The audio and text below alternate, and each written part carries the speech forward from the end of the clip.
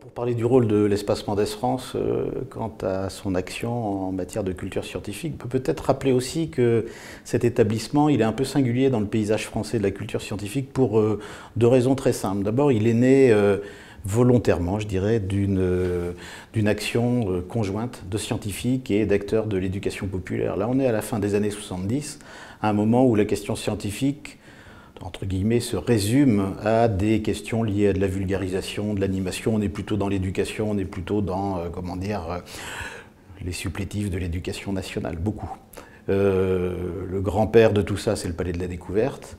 Et puis dans les années 80, arrive dans le paysage médiatique scientifique la Cité des Sciences à Paris, qui porte beaucoup d'espoir et qui manifeste par sa présence urbaine, mais aussi par ses contenus, une façon de raconter la science au public, qui est un petit peu différente parce que muséographiée de manière différente, mais qui reste quand même frappée du sceau de la vulgarisation assez technologique et une recherche de pluridisciplinarité.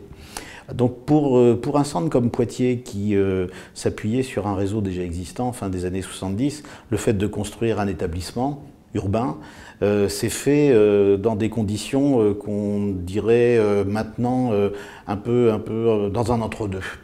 Parce qu'on n'a jamais su si ça allait être un musée des sciences ou un lieu de rencontre destiné à animer le débat. Donc après quelques vicissitudes, cet établissement que moi j'ai pris en 91, en fait s'est retrouvé à essayer de faire, à travers une réflexion interne, de faire la quadrature du cercle entre sciences dites dures et sciences dites douces, sciences humaines. Donc peut-être que l'apport de l'Espace Mendès France au milieu des années 90, c'est d'avoir conjoint sciences dures et sciences humaines dans un regard du monde, premier point. Deuxième point, c'est aussi le hasard des rencontres. J'ai rencontré Edgar Morin en 94, qui effectivement, à travers à la fois ce qu'on faisait au sein de l'Espace Mendès France qu'on commençait à faire, et notre revue, l'actualité Poitou-Charentes, s'est retrouvé dans un certain nombre de choses que lui décrivait, alors à travers la méthode, mais également dans cette notion de complexité et de mise en reliance de pans oubliés, la technoscience et les humanités, pour aller très vite. Donc ça, on le met en scène, et on l'a mis en scène jusqu'à la fin des années 90 dans ce bâtiment, à travers une programmation qui petit à petit a trouvé son régime de croisière vers les publics. Deuxième aspect, nous, on a, c'est une autre singularité, mis en place un véritable système de déploiement régional. Sur les 10 dernières années, on a été présent dans plus de 800 communes, la plus petite fait 230 habitants, et on y tient. Donc on est très présent en milieu rural, bien sûr, aux côtés des établissements scolaires, mais surtout en déclinant deux types de choses.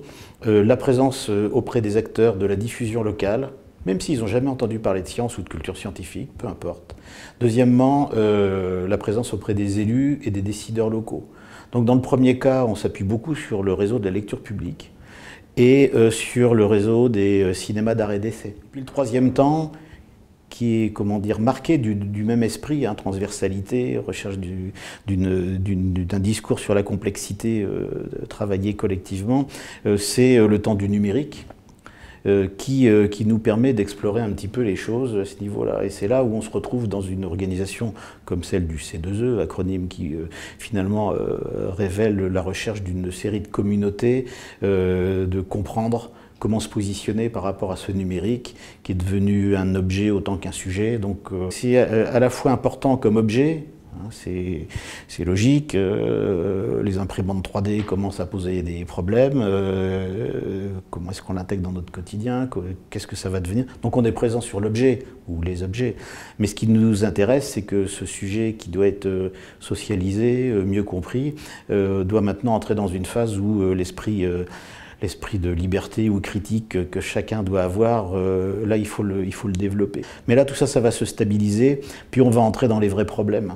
Les problèmes du rapport de l'humain à ces dispositifs, à ces machines. La santé connectée va poser plein de problèmes sur les questions qui relèvent plutôt du cerveau droit, subjectif, intuitif. Je pense qu'on a devant nous aussi de grands problèmes de compréhension de ce que l'être humain a à comprendre de de ses souffrances, de ses maladies.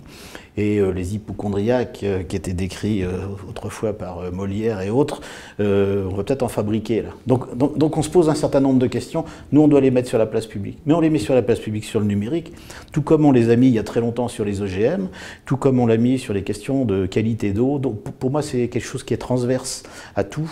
Et le numérique objet, bien sûr, on va le remettre en position, mais le numérique sujet, c'est un sujet pour tout le monde dans les années à venir. Alors, nous, sur l'éducation, et encore plus sur la e-éducation, qui est cette nouvelle approche, nous, on a une action, ou alors une forme d'action qui est constante. C'est toujours d'essayer de sortir les individus de leur sujet habituel, qui est socialement déjà prérequis, pour essayer de leur permettre de s'exprimer par rapport à ça. Donc le numérique devient un support qui permet effectivement d'aller un petit peu plus loin dans cette expression. C'est vrai pour l'éducation, c'est vrai pour l'approche de phénomènes scientifiques via le numérique, mais au final, c'est toujours la question qui est posée, c'est toujours qu'est-ce que l'individu et le groupe d'individus qui est sollicité ou mobilisé à l'aune de tel ou tel problème peut ressortir de tout ça et surtout sortir avec des éléments supplémentaires de regard sur le monde.